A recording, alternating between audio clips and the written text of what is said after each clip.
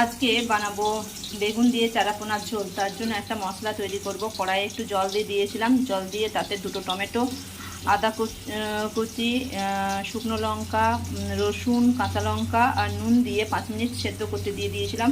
টমেটোটা সেদ্ধ হয়ে গেলে টমেটোর খোসাগুলো ছাড়িয়ে নিয়ে এটা মিক্সিতে একটু পেস্ট করে নেব।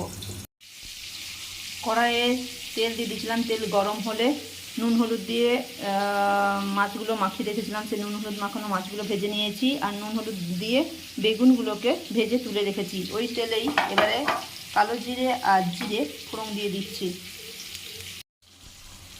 ফোড়নটা ভাজা হলে এতে টমেটো পেস্টটা দিয়ে দিয়েছি আর এতে কাশ্মীরি লঙ্কার গুঁড়ো, হলুদ গুঁড়ো, ধনে গুঁড়ো, জিরে গুঁড়ো আর ভাজা মশলার গুঁড়ো দিয়ে মশলাটা কষিয়ে নিচ্ছি।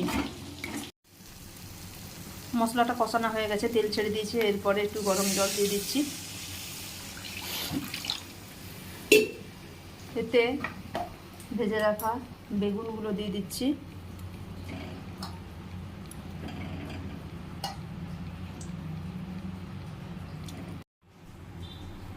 এরপরে এতে ভেজে রাখা মাছগুলো দিয়ে দিচ্ছি, দিয়ে এটা একটু ফুটতে দিয়ে দেবো।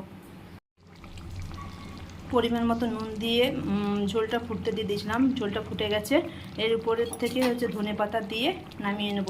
আমার তৈরি হয়ে গেছে সুপার টেস্টি বেগুন দিয়ে চারাপোনার ঝোল। ভিডিওটা দেখার জন্য ধন্যবাদ।